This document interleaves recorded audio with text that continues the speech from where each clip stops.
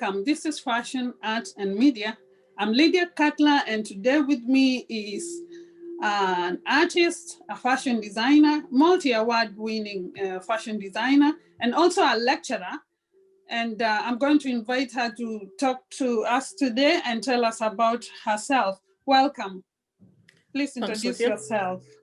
I'm Angela Thouless, and the fashion label or fashion brand that I have is called Tribal, based here in Aberdeen. Right. So how did you come up with the label Tribal? Yeah, well, I'm an artist, as you already said, and I'm in with a group of artists called the Throw Up Gallery, and we have run a lot of workshops and things, and as an idea for a children's workshop, we decided to see how we could reuse old spray cans that we would have used on the walls for murals. So I decided to start just kind of drawing faces on them, and then I came up with this idea of a tribal face, and then that's when I met yourself. And you asked if I would come up with an artwork for Aberdeen Fashion Week that had a Kenyan theme to it for the orphanage that you're involved in. And that's when I came up with the first design, the red and green and the black colours of Kenya. And that's really what started it off. And then obviously showing the painting at Aberdeen Fashion Week, people like yourself, Wobia, lots of other people had said, why don't you try and get these printed onto some sort of garment? And that's when I decided to go with the t-shirts, because you had said, you know, it's one of the sort of most well-worn garment by both women, men, people of all ages. So that's really how Tribal started. Tribal is also my initials, AT, but backwards. So Tribal. Oh, wow. I had no idea, because you make the masks are actually quite African. So I thought you meant Tribal as to an African theme. Yeah, it is that. It means we're all together. We should, you know, the world's made up of lots of different people, but to me, we're one tribe. So tribe all together. But the TA is also my initials backwards, which is quite lucky. Of course. Amazing. That's creative too. So I know that you do graffiti in the Netherlands. Uh-huh. How did you decide that you wanted to do graffiti in Amsterdam? Well, I went to Amsterdam on holiday, just totally fell in love with the place, started taking photographs of all the street art, and I've luckily met some Dutch street artists as well. And actually this year I'm working with Tony, who's a street artist across there. We're hoping to come up with a collaboration where we'll merge one of my tribal faces with one of his quite abstract paintings, and we'll come up with a range of t-shirts that will only be available in the Netherlands, but we hope to sell them for charity as well. And if that's a success, then we'll try and sell them here in the UK as well. That's amazing. You do a lot of charity work. Well done. That's great. I know that you helped the children in Kenya before. That was amazing. Yeah. Really amazing. Thank you so much. Not at all. Well, I always think it's good to give back. If you've got any kind of success, then it's important to help other people as well. Well, thank you. So with your art, when did you, I know that you are a lecturer, obviously, but did you know from young age that you wanted to be an artist? Yes, I've always been interested in drawing, painting, designing things. Yeah, I was never anything else that I ever really wanted to do. So when I went to art school, I didn't really know what I was going to do afterwards, but I just always kept painting and just putting my work into exhibitions, seeing what happened. And I've just been very fortunate, really. Right. Let's go back to Amsterdam. You have to pay to get your graffiti on the streets. No, it's free. There's legal areas, obviously. A lot of my paintings are inspired by an area, it's called the Spoorstraat, and that was a place that was inhabited by lots of artists and people who lived in the area who just started to decorate the buildings and things. So no, it's a legal sort of area, and there are other ones as well. Yeah. Right. Just like in Aberdeen, there's legal walls here that we use as well that a lot of people don't know about. So, you know, there's quite a street art community in Aberdeen as well. Wow, amazing. Please tell us a bit about, did you say it's a throw-up gallery? Yeah, so the throw-up gallery is myself, and there's 4 or 5 of us. And we met through New Art, which is a street art festival here in Aberdeen. We all worked as volunteers. They had already set up the Throw Up Gallery before I joined it, but they asked if I would join in as well. And yeah, we've done a lot of work at Sunnybank Wall, Donside Village. We did a wall for Aberdeen Fashion Week a couple of years ago as well. Yes. So we just try and do that and get local people involved in things, workshops, people of all ages. That's wonderful. Obviously, we're a bit restricted at the moment. We have got projects we would have loved to be working on, but hopefully we'll get those underway later on in the year. Hope so. Yeah. Right now, we don't know what's happening tomorrow. I know. So we'll just have to wait and see how it's going to go. Yeah. How do you manage to, you're a full-time lecturer and you are also designing and doing art. How do you manage your time? I suppose because I just love doing it. It's like a compulsion to do it. So time's never a problem. But I have been lucky in that back in February last year, Tribal was showcased at the Urban Music Awards. And at that ceremony, there was someone from the company called Fashion Crossover London who asked me back in February if I would sign up to them. They're an e-commerce website. So I have a PR manager. So really, they've taken a lot of the work off my hands, in that they do a lot of the posting on social media. They do a lot of the photo shoots. You know, it's them who've liaised with a lot of fashion magazines, and that's why my work's been promoted there. So although a lot of people probably think a lot of it's me, a lot of it is, you know, through them as well. Actually, they've taken a lot of the burden off me. Don't tell us that. Well, it's true. So yeah, I mean, they couldn't have done enough for me, and particularly just, you know, when the lockdown started, I kind of thought maybe that was the end for me, that maybe I should just give up. But, you know, there's been ways around it, and luckily they've been able to keep doing photo shoots, keep getting things on social media. So that's been a great help. It's come at a good time. I can tell you the photos you have on Instagram right now are definitely tribal. I've seen them. They are beautiful. Yeah. With all models from all over the world. Yeah. All colors and sizes and all that. Yeah, that's amazing. The idea. Yeah, amazing. I told it, I think they really get the concept behind it, and that's what I've wanted from day one, is that all the models should represent all colours, all age groups, all sexualities, all genders. So yeah, they've really got the aim of that, which is good. You are more African than me, by the way. Well, you always tell me that, and I think I am black on the inside, as you always say. Well, I love everything African, as you know. Oh, that's really great. Thank you so much. We must go some time after all this is over. Yeah, and I have to say the African community of Aberdeen's really supported me from day one as well, which is, you know, like yourself and all the others, which has really helped. Thank you. We are happy to have someone like you. You are a lecturer, and most of our African community are students. So it's really nice to have you getting close to the African community. That's amazing. Yeah.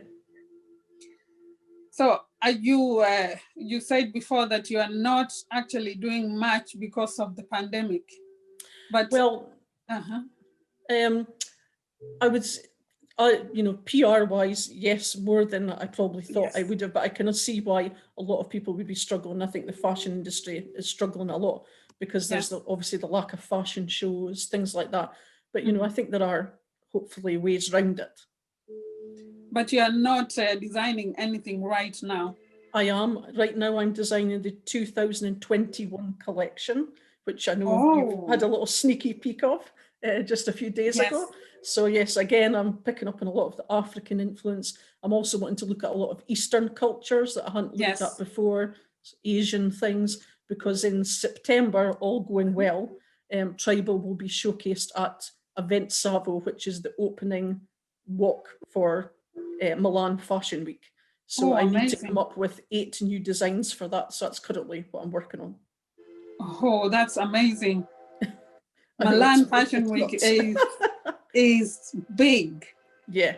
You are doing great. Please tell us about a few publications where your collection has been featured. Well, the first sort of publications really were GQ. They approached me about a year ago to ask if they could feature my work in there. At that point, I really hadn't done that much. I didn't have great photographs to use either. So luckily I was able to get our wonderful Raoul and other models from Aberdeen Fashion Week to quickly come together and help me out. So I managed to do a photo shoot for that. And then since I signed with Fashion Crossover, I've been in Harper's Bazaar, Elle UK, that's out this month. And next month it's going to be in Cosmopolitan as well. Also Esquire. So yeah, it's been nuts. That's amazing. So are you getting international fashion houses wanting to stock your collection because you are in these big magazines, or is it because of the pandemic it's just in the UK at the moment? In the UK at the moment, but Fashion Crossover London have a PR showroom which my t-shirts are in. So what happens is people come who are stylists for magazines or for individuals, but they've also started for personal shoppers. So my t-shirts have been selling to personal shoppers. There was one recently from China who's bought a few pieces for a client, but obviously I'm not allowed to know who the client is. So let's hope it's somebody really famous. I don't know. And then there's someone from Germany. They're doing a lot of like Zoom calls. So although people can't actually physically come to the showroom, they are doing it through that. So that has affected things a little bit. But yeah, and I am hoping to launch a Chinese design in the Chinese New Year in Asia. Amazing. That's the hope as well. That's amazing. Though it's a bit unfair that you are not, they don't tell you who is buying your collection, because you want to know that information. I know. I think a lot of it's privacy. A lot of these people don't want people knowing that they've got personal shoppers. So that's, I suppose, fair enough. Fair enough. So you talked about the first magazine. Is it GQ? Yeah, that was the first one that I was in. Yeah. What does magazine. GQ stand for? Gentleman's Quarterly. Oh, wow. Yeah. So because you are... Please go on.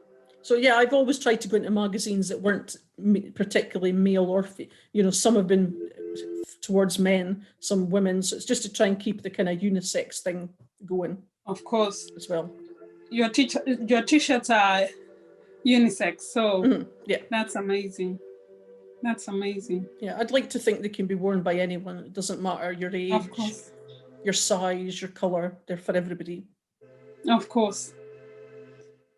So where do you see yourself 5 years from now, assuming the pandemic is over? yeah. I've absolutely no idea. I didn't even think I'd be doing this a year ago. So I've absolutely no idea. I'd like to think I can keep going. I think it's such a good theme that I've hit on that I could design these things forevermore. There's so many great cultures and, things out there that could be looked at. I could go on forever. But I just kind of take it all as it comes and just see how it goes. That's only fair. So if there's some... I'd like to think I could keep with the t-shirts. Sometimes people ask if you thought about going into other garments. At the moment, not really, but maybe. I wouldn't rule it out, That was going to be my next question, actually. So you're not looking to go into dresses or maybe jackets or anything like that? I wouldn't rule it out. I think there's a lot of possibilities out there, yeah. Yes, there's lots of possibilities, and because your art is unique, I don't see why it can't go everywhere. I think that you have a potential to have your collection in anything, almost anything, even plates and cups, really. Yeah. I think, as I say, I just started it with the t-shirts because that was your advice, really, as well. But yeah, it would be nice to maybe be a bit bolder and try some different things as well, yeah. Right. You are a lecturer, and but we have people who are going to watch this who obviously maybe are students or maybe somebody wanting to be an artist or somebody wanting to be a fashion designer. Do you have any advice you can give them today?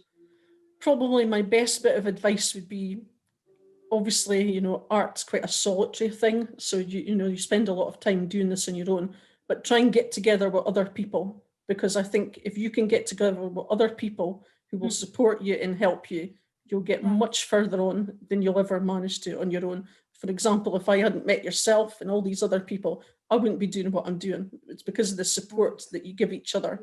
And, you know, obviously through you, I've met other designers in Aberdeen, and everybody always bands together. We always support each other. And I think that's probably my big tip would be, you know, get together with fellow creative people. Exactly. Help each other, support each other. I must admit, during Aberdeen Fashion Week, we have a lot of fun seeing so many people, some repeat people coming. It's almost like a family. It is. Yeah, definitely. It's amazing. I also always look forward to seeing the designers coming back, or even new designers, you know. It's always nice. Yeah. If anyone wanted to look at your collection or buy or want advice, do you have any social media presence? And if you do, can you please give me your links, or tell us? Actually, you can tell us. Yeah, the website is tribalforyou.com. Again, the reason is, you know, it's called that is I'd like to think that it's for you, it's for everybody. So tribalforyou.com, and I'm on Facebook and Instagram, so easy to find on there as well. Tribal. Yeah. Right. So you will have to give me your links, and we can, and also photos actually for your collection, because it's nice to talk about them, but it's even better when people get to see them. So if you can give me a few photos, definitely, to add to this before we send it to OTN TV, and then that way people see, you know, what we are talking about, because you are absolutely, you are such a creative, you know, high intelligence, high creativity. I don't know what to say. Just awesome. Too kind, Lydia. Oh no, I'm being honest. I know. If you were not, Fashion Crossover couldn't have even given you a second, you know, of their time. But because you're great, you're really great. That's why, and I know that doors are going to open a bit more for you. You don't stop here. Hopefully not. Yeah. Just the last question. So right now with the pandemic, are you teaching? Are you lecturing? Yeah, online, obviously. At the moment, we're not in the building. We were up until recently, but online. Right. So with art, how do you do art online? Well, I think the good thing about art is it's always quite an adaptable thing. And I mean, it's nothing's ever, it's like everything else. Nothing beats anything, you know, face to face doing anything. But, you know, I suppose we're very lucky in that.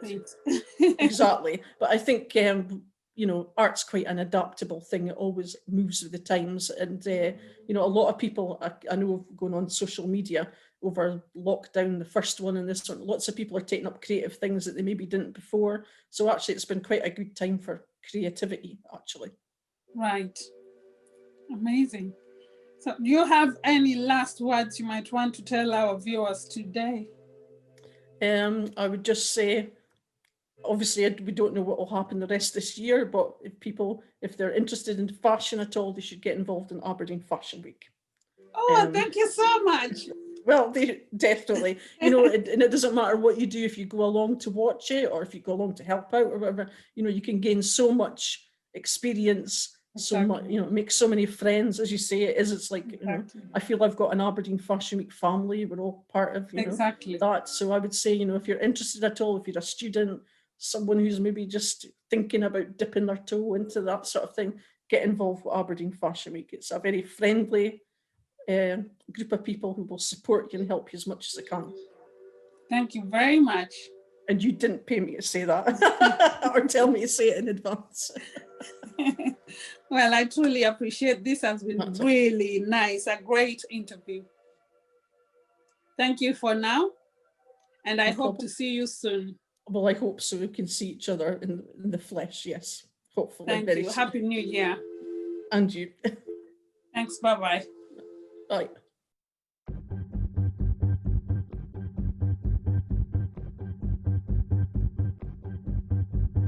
with your clothes and your hair and your face and your shoes. Fashion. Fashion. Aberdeen fashion. Fashion.